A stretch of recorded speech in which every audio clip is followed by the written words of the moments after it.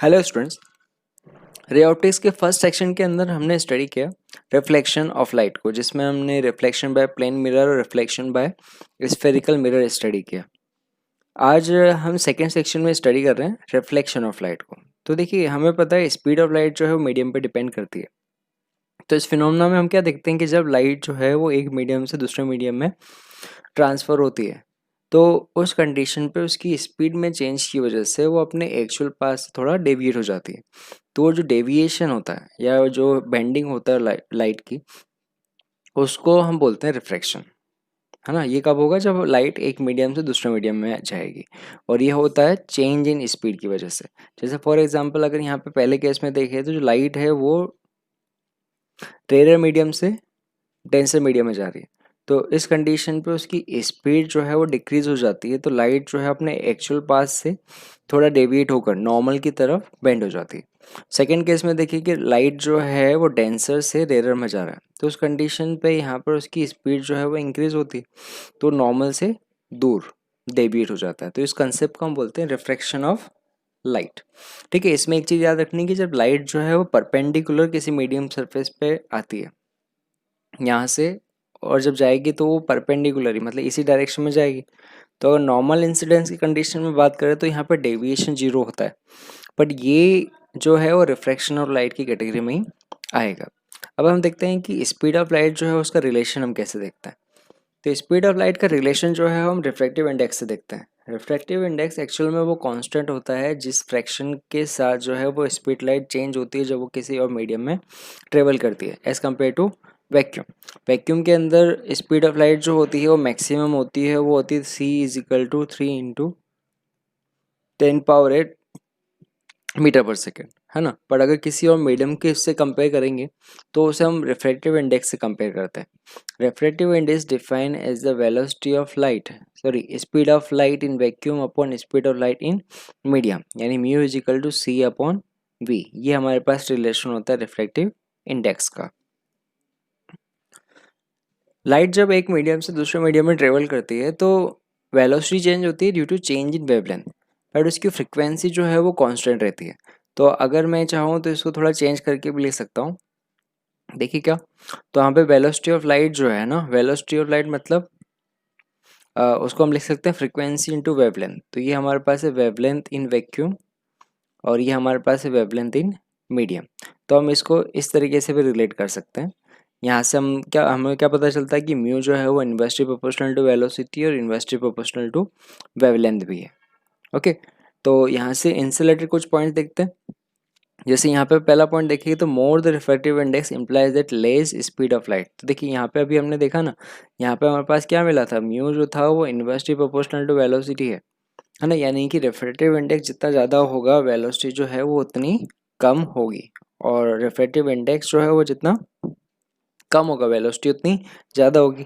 अच्छा, एक और बात है यहाँ पे, अगर यहाँ पे हम देखें तो जो वेलोसिटी ऑफ लाइट वैक्यूम में होती है वो मैक्सिमम होती है।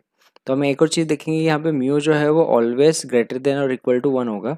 1 होगा वैक्यूम या एयर के केस में, और अदर किसी मीडियम के लिए देखेंगे तो म्यू जो होगा वो हमेशा 1 से ज़्यादा होता है। अच्छा, इसमें दूसरा पॉइंट देखते हैं। Higher the value of refractive index denser, optical denser, है ना, इज अ मीडियम।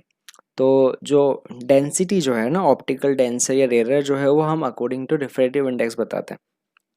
अगर यहाँ पे दो मीडियम है, यहाँ पर जैसे ये μ1 है और ये μ2 है ठीक है, और अगर μ1 इज ग्रेटर देन μ2 है, तो जिसका रिफ्रैक्टिव इंडेक्स ज़्यादा होता है ना एज कम्पेयर टू रिलेटिवली, तो जिसका रिफ्रैक्टिव इंडेक्स ज़्यादा होता है उसे हम बोलते हैं डेंसर, और जिसका रिफ्रैक्टिव इंडेक्स कम होता है उसे हम बोलते हैं रेयर। अच्छा, नेक्स्ट पॉइंट इसमें देखते हैं।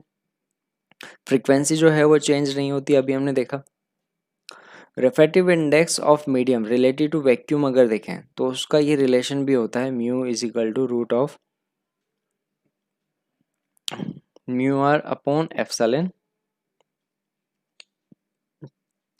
है ना। यहाँ पे μr जो है ना ये हमारे पास है परमिएबिलिटी, और εr जो है वो परमिटिविटी है ना। ये एक मीडियम मैग्नेटिक फील्ड के लिए है, और एक जो है वो इलेक्ट्रिक फील्ड के लिए है रिलेशन, है ना। तो यहाँ से हमारे पास म्यू का जो है रिलेशन आता है, तो हमें पता चलता है म्यू जो है ना यहाँ पे एक कांस्टेंट है जो यहाँ से आता है। अगर हम म्यू वाटर के लिए बात कर रहे हैं और ग्लास के लिए बात करें तो ये कुछ वैल्यूज़ जो है वो हमें याद रखनी है। नॉर्मली तो क्वेश्चन में डेटा दिया होता है, बट ये भी हमें याद रखना है। वाटर के लिए 4/3 याद रखना है और ग्लास के लिए 3/2 रिफ्रैक्टिव इंडेक्स होता है, तो ये भी हमें याद रखना है। ओके, तो अब यहाँ पे बात करते हैं कि अगर वैक्यूम के कंपैरिजन में हमने देखा यहाँ पे, और अगर हम देखें कि refractive index of medium 1 with respect to other medium, जैसे हमारे पास ये कोई मीडियम है और ये कोई दूसरा मीडियम है, मीडियम 2। ठीक है, लाइट जो है वो पहले मीडियम से दूसरे मीडियम में ट्रेवल कर रही है। ठीक है, इसके लिए refractive index with respect to vacuum जो है वो μ1 है और इसके लिए जो है वो μ2 है। तो μ1 और μ2 में क्या रिलेशन होगा, तो हम बोलेंगे refractive index of medium 1 with respect to medium 2। तो म्यू है ना, refractive index of 1 with respect to 2 is equal to हम लिखेंगे μ1 अपॉन μ2, है ना। वेलोसिटी की फॉर्म में लिखेंगे तो क्या लिखेंगे, वेलोसिटी इन्वर्सली प्रोपोर्शनल होती है म्यू के, तो ये हो जाएगा v2 अपॉन v1। और वेवलेंथ के रिलेशन में लिखेंगे तो लेमडा 2 अपॉन लेमडा 1, ये हमारे पास होगा μ1 और μ2 में रिलेशन। ठीक है, अगर यहाँ से कहा जाए कि refractive index of medium 2 with respect to medium 1, तो इसे लिखेंगे μ21, वो हमारे पास आएगा μ2 upon μ1 is equal to v1 upon v2 या लेमडा अपॉन लेमडा 2। ठीक है, तो देखो ये दो रिलेशन से एक और बात पता चलती है, वो है μ1 μ2 इंटू μ21 इज इक्वल टू हमें 1 मिला। इसका मतलब जो लाइट है इस केस में लॉ ऑफ रिवर्सिबिलिटी को फॉलो करेगी। और लॉ ऑफ रिवर्सिबिलिटी क्या है, जैसे फॉर एग्जांपल लाइट इस पाथ से यहाँ पर आई, ओके, और डेविएशन के बाद जो है लाइट इस पाथ को फॉलो करती है। तो अगर हम इस कंडीशन पे लाइट को यहाँ से इधर इंसिडेंस करेंगे तो जो लाइट है वो इसी पाथ को फॉलो करेगी, है ना। तो यहाँ पे हमारे पास ये वाला आई और ये आर जो है वो आपस में इंटरचेंजेबल हो जाता है। ठीक है, तो इसे हम बोलते हैं लॉ ऑफ रिवर्सिबिलिटी, यानी जिस पाथ से लाइट आई है अगर उसी पाथ पे इंसिडेंस करेंगे तो वो वही पाथ फॉलो करेगा जिससे वो लाइट आई थी। ओके, तो आप कुछ इलस्ट्रेशन देखते हैं। देखिए हमें यहाँ पे बोला हुआ है कि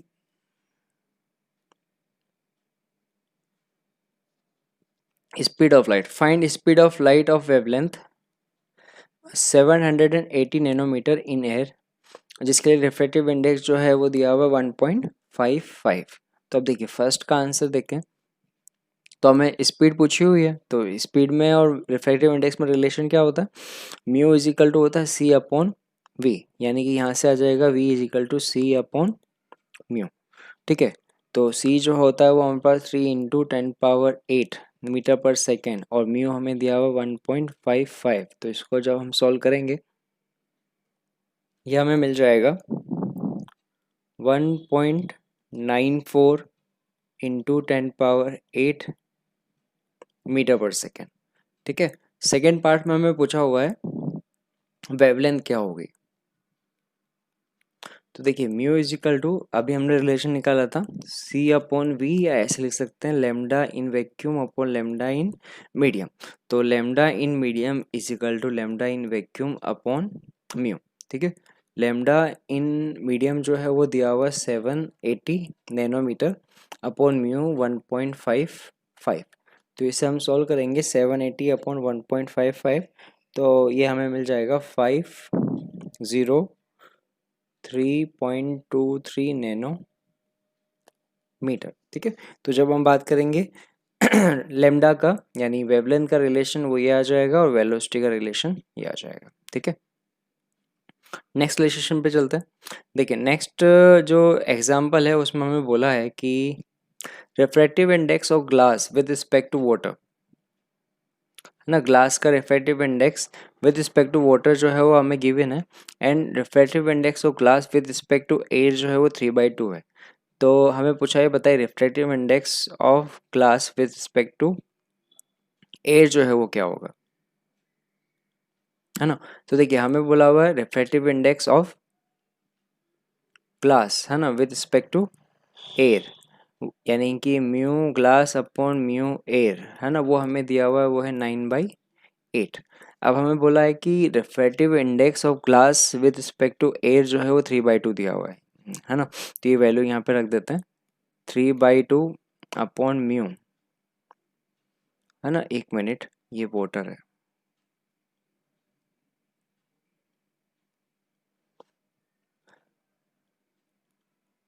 ओके, 9/8।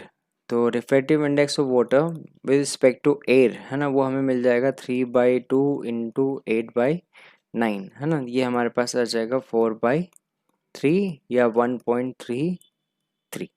ओके, तो अब हम देखते हैं लॉ ऑफ रिफ्रैक्शन।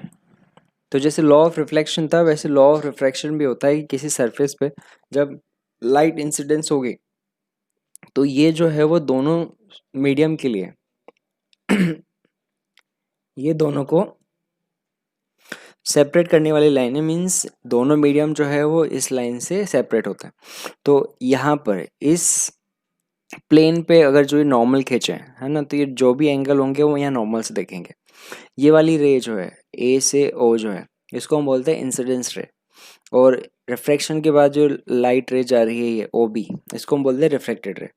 तो ये जो एंगल आई है और ये एंगल आर है, आई को हम बोलते हैं एंगल ऑफ इंसिडेंस और आर को बोलते हैं एंगल ऑफ रिफ्रैक्शन। तो लॉ ऑफ रिफ्रैक्शन क्या बोलता है, सबसे पहला है कि यहाँ पर जो इंसिडेंस रे है नॉर्मल है, और जो ओ बी है ये जो होते हैं वो हमेशा सेम प्लेन के अंदर होता है। सेम प्लेन का मतलब अगर अज्यूम करते हैं कि यहाँ पर ये जो नॉर्मल है और जो इंसिडेंस रे है ना, ये हमारे पास कोई एक्स वाई प्लेन को अगर रिप्रेजेंट करता है, ये हमारे पास एक्स है और ये वाई है। तो रे अगर एक्स वाई प्लेन में आएगी तो रिफ्लेक्टेड रे जो होगी वो भी एक्स वाई प्लेन में ही होगी, ये जेड एक्सिस में नहीं जाएगी। अच्छा, दूसरा पॉइंट इसमें देखते हैं। दूसरा जो इम्पोर्टेंट पॉइंट है वो हमारे पास रिलेशन बताता है आई और आर में। तो हम यहाँ पे बोलते हैं कि जो साइन ऑफ आई जो होता है और जो साइन ऑफ आर होता है, इनका रेशियो जो होता है वो हमेशा कांस्टेंट होता है, और ये कांस्टेंट जो है वो रिफ्रैक्टिव इंडेक्स के बराबर होता है। ठीक है, तो अगर यहाँ पे रिफ्रैक्टिव इंडेक्स जो पहला मीडियम है दूसरे मीडियम है उसके लिए हम अगर वैल्यू अज्यूम करें, जैसे पहले मीडियम के लिए जो है वो म्यू 1 है और दूसरे के लिए म्यू 2 है, तो यहाँ पे sine i upon sine r जो है ना, वो यहाँ पे डिफाइन होता है म्यू 1, यानी इसे हम लिख सकते हैं म्यू 2 अपॉन म्यू 1। ठीक है, तो जिस फॉर्म में हमें याद रखना है वो क्या है, वो इस फॉर्म में याद रखना है mu 1 sine i is equal to mu 2 sine r. इसको हम बोलते हैं स्नेल्स लॉ। ठीक है, तो ये वाला जो रिलेशन है उसको इसी फॉर्म में याद रखना है। म्यू 1 जो है वो पहला वाला मीडियम है, आई उसी मीडियम के अंदर एंगल ऑफ इंसिडेंस है, म्यू 2 जो है वो मीडियम जिसमें लाइट रे जो है वो रिफ्रैक्ट हो रही है, और आर जो है वो रिफ्रैक्शन एंगल है ना। तो ये फॉर्मूला जो है हमें याद रखना है। तो एक छोटे से एग्जांपल से समझते हैं, जैसे कि कोई भी रैंडम डेटा के अकॉर्डिंग कोई ये एंगल ले लेते हैं, जैसे ये एंगल जो है वो 30 है, और हमें बोला है कि लाइट रे जो है वो इस पाथ से जा रही है, और ये वाला एंगल जो है वो हमें दिया हुआ है, वो दिया हुआ है 60।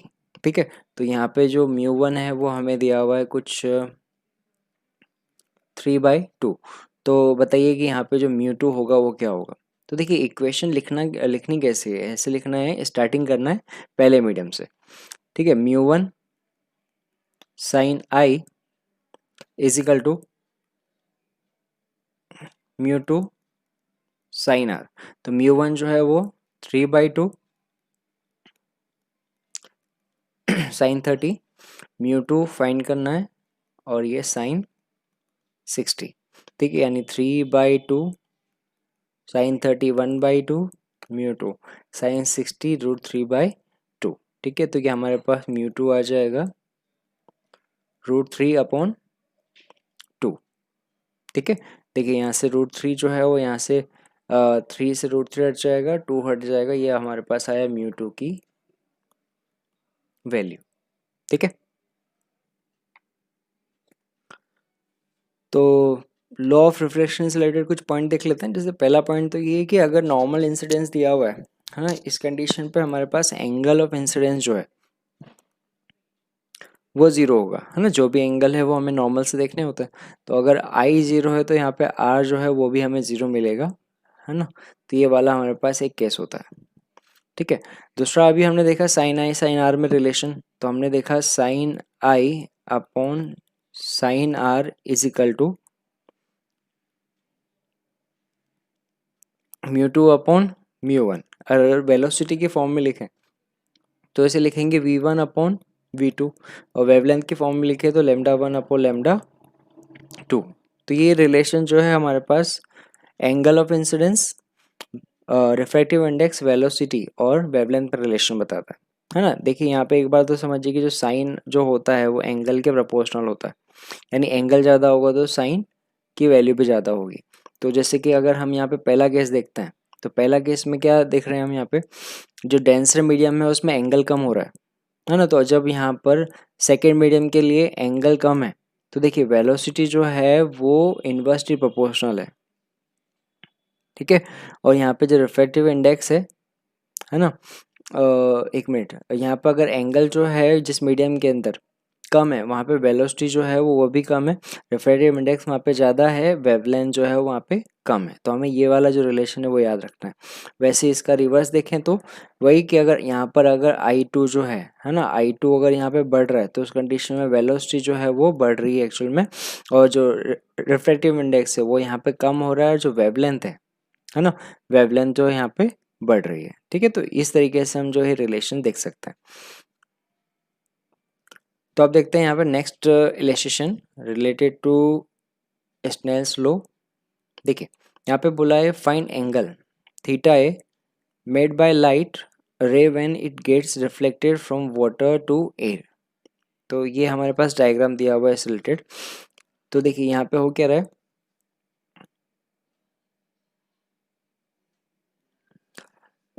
ये वाला जो फर्स्ट मीडियम है ये वाटर है, इसमें से लाइट रेज जो है वो इंसिडेंट हो रही है, ये हमारे पास एंगल ऑफ इंसिडेंस, और एंगल ऑफ इंसिडेंस आई जो है वो हमें दिया हुआ है, दैट इज साइन इनवर्स 3/5।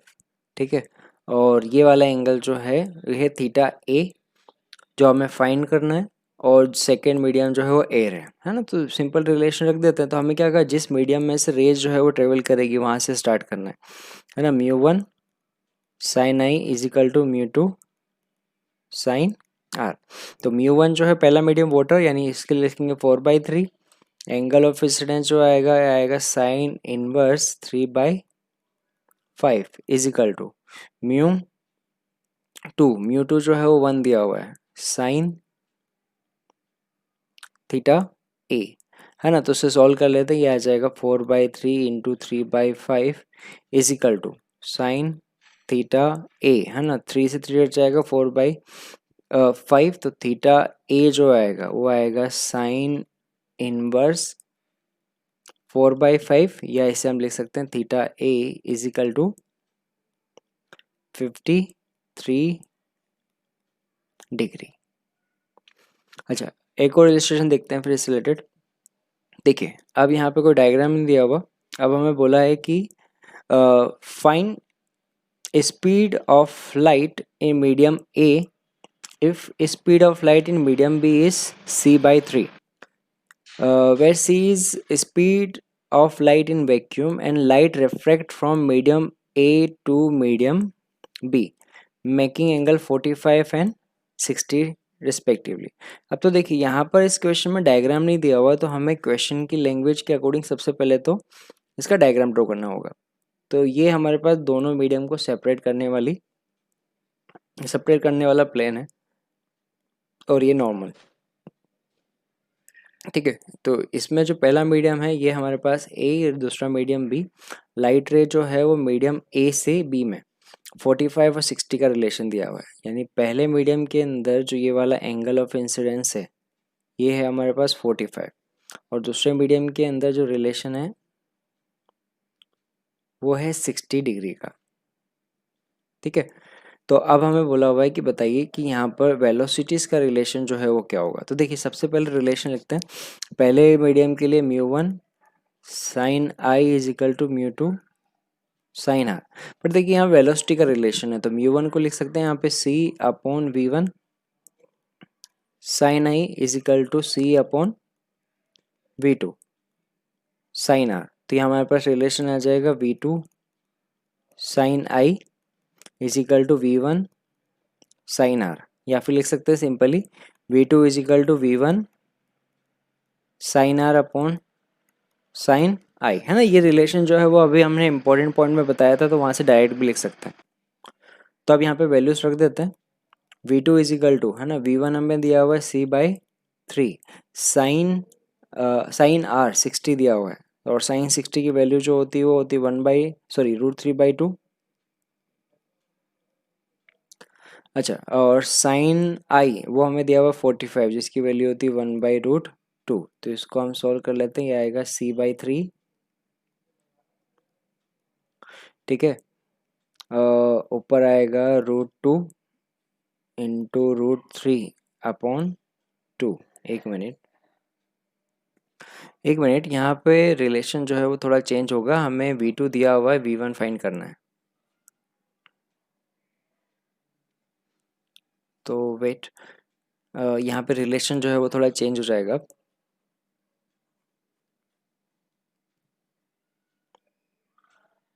देखिए, तो यहाँ पे हमारे पास v1 फाइंड करना है, तो v1 जो आएगा v1 इज इक्वल टू होगा v2 sine i upon sine r. तो v1 is equal to v2, यहाँ पे हमारे पास c/3, साइन आई यानी एंगल ऑफ इंसिडेंस जो है वो 45 है, तो 1/√2, है ना। और साइन आर जो है वो हमें दिया हुआ है 60 यानी √3/2। तो ये हमारे पास आएगा c/3 इंटू 2/√3 इंटू √2, या ऐसे हम लिख सकते हैं √2c/3 तो ये हमारे पास है फोर्थ का आंसर। ये हो गया हमारे पास पहले मीडियम के अंदर वेलोसिटी ऑफ लाइट।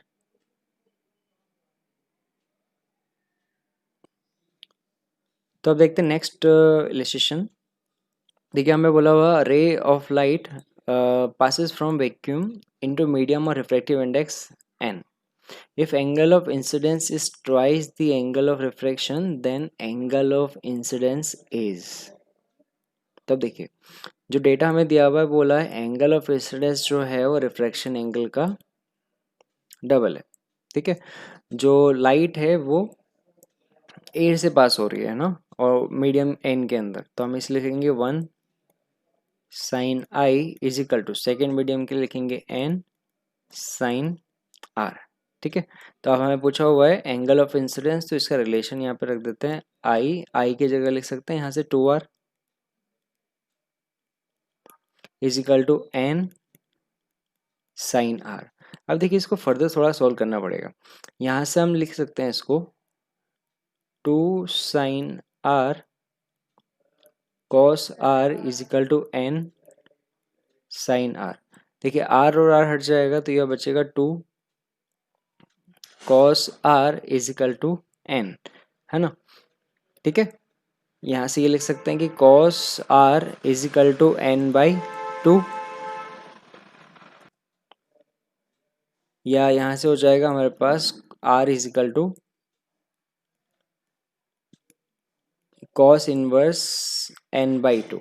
हमें बोला हुआ एंगल ऑफ इंसिडेंस जो है वो क्या होगा, तो i इज इक्वल टू हमें दिया हुआ है 2r, तो यहाँ से हमारे पास i इज इक्वल टू आ जाएगा 2 कॉस इनवर्स n/2। तो सही ऑप्शन जो होगा वो होगा ऑप्शन सी। ओके।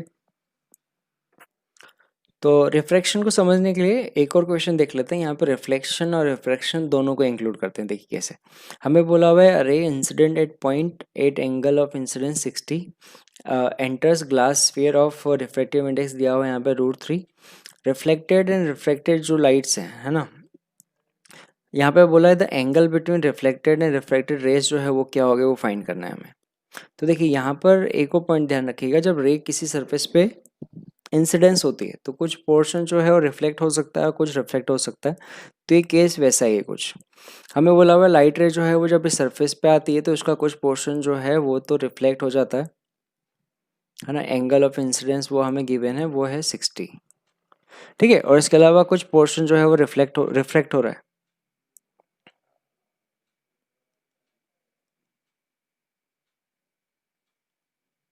तो हमें पूछा हुआ है कि अगर इसका रिफ्रैक्टिव इंडेक्स जो है वो √3 है, तो बताइए ये वाला जो एंगल है, angle of incidence sorry reflected ray और रिफ्लेक्टेड रे, इनके बीच में जो एंगल है वो कितना होगा। तो अब देखिए यहाँ से कुछ रिलेशन जो है, ये एंगल 60 है तो ये एंगल 60 होगा। अब हमें फाइंड करना है ये एंगल जो है आर कितना होगा। उसके बाद हम थीटा निकाल सकते हैं। थीटा यहाँ पे होगा, वो होगा 180 माइनस 60 प्लस आर, यानी यहाँ से थीटा जो आएगा वो आएगा 120 माइनस आर। तो सबसे पहले अब आर निकालते हैं कि आर जो आएगा वो कितना आएगा। तो लिख लें यहाँ पे equation 1 sine 60 is equal to √3 sine r. तो यहाँ से हमारे पास साइन आर जो है ना, देखिए वो आ रहा है 1/2, यानी are is equal to 30।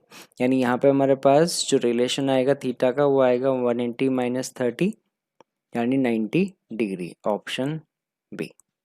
Okay, अब रिफ्रैक्शन से रिलेटेड एक अलग कंसेप्ट पे बात करते हैं। देखिए अगर हमारे पास एक से ज़्यादा लेयर हो उस कंडीशन में हम क्या देखते हैं। जैसे पहला मीडियम है वन एयर और दूसरा जो है वो ग्लास है। तो जब हमारे पास पहले मीडियम से दूसरे मीडियम में रे जाती है तो एंगल ऑफ रिफ्रैक्शन हमने माना वो है हमारे पास I2। अब देखिए ये वाला जो I2 एंगल है वो अब तीसरी इंटरफेस के लिए है ना, ये वाला वाटर के साथ जो है उसके लिए हमारे पास एंगल ऑफ इंसिडेंस का काम करता है। यानी इस सरफेस के लिए जब मैं इक्वेशन लिखूंगा तो मैं लिखूंगा यहाँ पे n1 sine I1 is equal to n2 sine I2।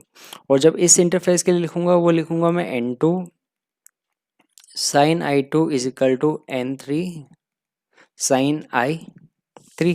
और ऐसा रिलेशन जो है वो आगे भी चलता रहेगा। तो इस कंडीशन पे जब हमारे पास सक्सेसिव रिफ्रैक्शन होते हैं तो उस कंडीशन पे हमें एक रिलेशन मिलता है कि एन आई जो होता है वो हमें एन साइन आई जो होता है वो हमें कांस्टेंट मिलता है ना। एन आई साइन आई जो होता है वो हमें कांस्टेंट मिलता है, ठीक है। यानी कि इसका रिलेशन हम कहाँ का यूज़ कर सकते हैं कि अगर मुझे रिलेशन निकालना फर्स्ट मीडियम में और थर्ड मीडियम में, तो मैं डायरेक्ट इक्वेशन लिख सकता हूँ फर्स्ट एंड थर्ड के लिए। तो यहाँ पे बीच वाला मीडियम जो है वो यहाँ पे कोई चेंज क्रिएट नहीं करता है। जैसे फॉर एग्जांपल यहाँ पे हमें बोला है कि ये वाला केस है, ये मीडियम 1 उसके लिए μ1, मीडियम 2 के लिए μ2 और मीडियम 3 के लिए μ3 है। तो बताइए sine i upon sine r जो है वो क्या होगा। आर जो है वो थर्ड मीडियम के लिए, ये वाला थर्ड मीडियम के अंदर जो है वो रिफ्रैक्शन एंगल है, यानी μ2 से μ3 में जब जाता है। तो यहाँ पे हम क्या डायरेक्ट रिलेशन लिख सकते हैं। अब हमें μ2 का रिलेशन लिखने की ज़रूरत नहीं है, मैं मीडियम 1 और 3 के बीच में सीधे रिलेशन रख सकता हूँ। वो मैं लिखूंगा μ1 sine i is equal to μ3 sine r, ठीक है। तो यहाँ से हमारे पास रिलेशन आ जाएगा sine i upon sine r is equal to μ3 upon μ1, ठीक है। यहाँ पे हमारे पास μ2 जो है वो कहीं काम नहीं आएगा। ऐसा एक और इलस्ट्रेशन देखते हैं। देखिए क्या क्या डेटा गिवन है। In the figure shown angle made by light with normal in medium और रिफ्रैक्टिव इंडेक्स, ये √2 है ना, थोड़ा ओवरलैप हो गया, ये यहाँ पर आ गया। रिफ्रैक्टिव इंडेक्स जो है वो √2 इज। तो रिफ्रैक्टिव इंडेक्स √2 वाला जो मीडियम है उसके अंदर हमें पूछा है कि बताइए जो एंगल ऑफ इंसिडेंस है वो क्या होगा। तो देखिए पहले मीडियम और तीसरे मीडियम के बीच में रिलेशन लिखना है तो हम लिख सकते हैं यहाँ पे n1 sine 45 is equal to n3 sine r। ठीक है, तो n1 हमें 1 दिया हुआ है, साइन 45 1/√2 होता है, इज इक्वल टू n3 वो है हमारे पास √3 साइन r। तो यहाँ पे हमारे पास साइन r का रिलेशन आ जाएगा 1/2, यानी r is equal to 30 degree, option a. ठीक है, तो इसका मतलब नहीं कोई भी मीडियम में रिलेशन निकालना है। जैसे अभी बोला गया कि ये सक्सेसिव रिफ्रैक्शन के बाद जो लास्ट वाला मीडियम है उसमें जो रिफ्रैक्शन एंगल वो है वो कितना होगा, तो वो भी रिलेशन लिख सकते हैं। यहाँ पे हमारे पास रिफ्रैक्शन की इक्वेशन क्या लिखी जाएगी, वो लिखी जाएगी 1 sine 45 is equal to 1.6 sine r. ठीक है, तो यहाँ से हमारे पास साइन आर का रिलेशन आ जाएगा, sine r is equal to 45 1/√2, यानी 1.6√2। ठीक है, तो ऐसे कुछ रिलेशन आ जाएगा। तो हमारे पास अदर जो बीच के मीडियम है उनको रिलेशन में रखने की जरूरत नहीं पड़ेगी। तो अब रिफ्रैक्शन के केस में है ना, प्लेन सरफेस रिफ्लेक्शन के केस में हम देखते हैं apparent depth and normal shift. देखिए, हमने कई बार देखा है कि जब अगर कोई ग्लास है अगर, और उसमें वाटर पे पोर करके अगर हम उसमें कोई सिक्का रखें, तो हमें वो सिक्का जो है वो थोड़ा उठा हुआ दिखाई देता है ना। ये वैसा ही कुछ कंसेप्ट है। तो पहला केस हम देख रहे हैं कि जब हमारे पास ऑब्जर्वर जो है वो रेयर मीडियम में है और जो ऑब्जेक्ट है वो डेंसर मीडियम में है, तो उस कंडीशन पे हमारे पास केस क्या बनता है। याद रखिएगा, ये वाला केस जो है वो नॉर्मल इंसिडेंस है ना, मतलब हमारे पास एंगल ऑफ इंसिडेंस है वो ज़्यादा नहीं है, ये पैराएक्सियल रे की जैसा ही है। तो ये हमारे पास ऑब्जेक्ट है। तो हम क्या देखते हैं, ऑब्जेक्ट से जो लाइट रेस जाती हैं वो इस पाथ से जाएंगी। ठीक है, बट रिफ्रैक्शन के बाद वो अपने अपने एक्चुअल पाथ से क्या होगी, डेविएट हो जाएगी। तो जो लाइट रेस को इधर से जाना था वो क्या होगी, अब वो पाथ चेंज करके अब वो इस पाथ को फॉलो करेगी। ठीक है, तो ये हमारे पास एंगल ऑफ इंसिडेंस है। ठीक है, और ये हमारे पास रिफ्रैक्शन एंगल है जो आई ए लिखा हुआ है। तो देखिए, अब हमारी आई जब हम देखते हैं, तो आई से जब हम देखते हैं तो हमारे पास ऑब्जेक्ट जो है वो हमें स्ट्रेट दिखाई देता है, यानी कि लाइट रे जब यहाँ से आएगी तो हमें ऑब्जेक्ट जो है वो थोड़ा उठा हुआ दिखाई देगा, यानी इसकी इमेज जो है वो थोड़ी ऊपर दिखाई देगी यहाँ पे।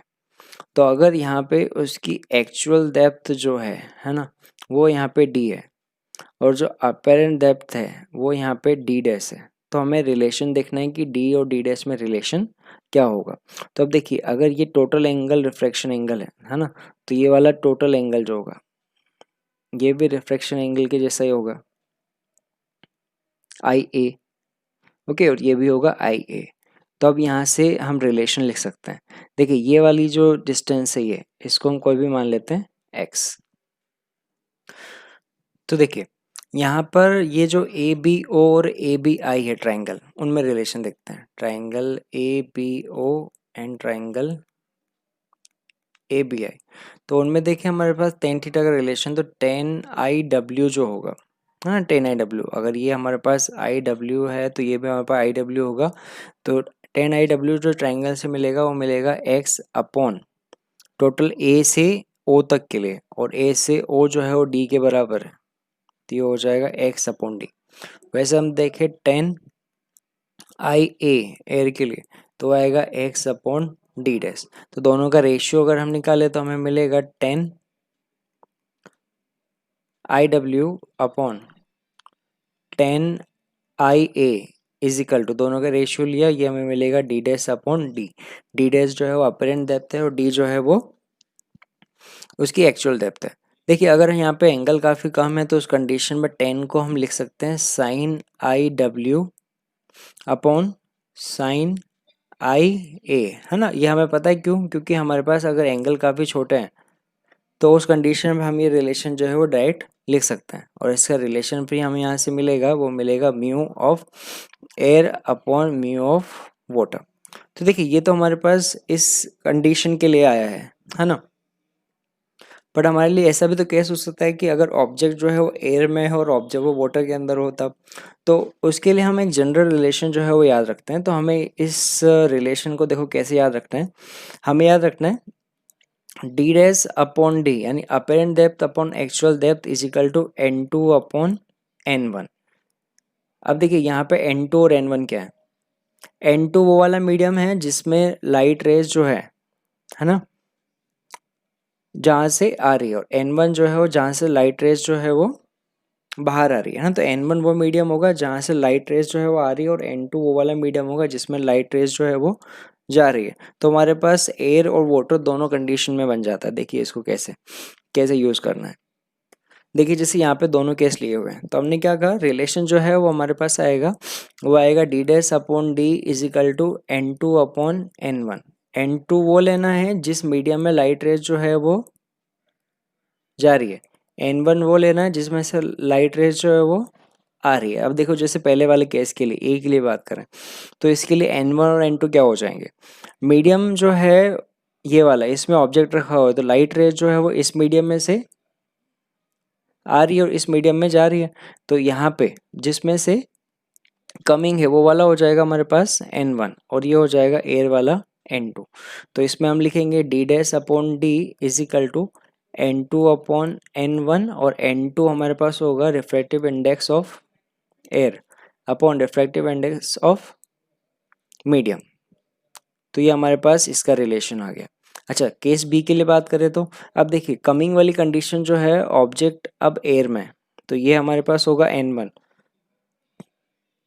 और गोइंग वाली कंडीशन मीडियम के लिए, तो अब हम यहाँ से लिखेंगे D dash upon D is equal to N2 upon N1 is equal to N2 जो होगा वो होगा रिफ्रैक्टिव इंडेक्स ऑफ मीडियम, और ये होगा रिफ्रैक्टिव इंडेक्स ऑफ एयर। तो हमारे पास दोनों केस जो है वो इस फॉर्मूले से आ जाते हैं। इसमें बस याद रखना है N2 और N1 क्या है, N2 गोइंग वाला, N1 जो है वो कमिंग वाला।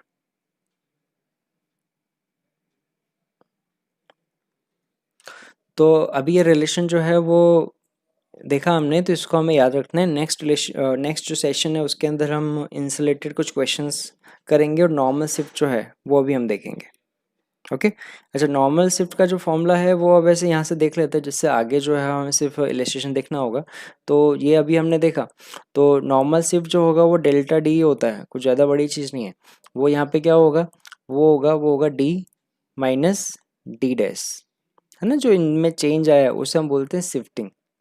ठीक है, तो इनसे रिलेटेड जो क्वेश्चन है वो हम नेक्स्ट सेशन के अंदर देखेंगे। ओके।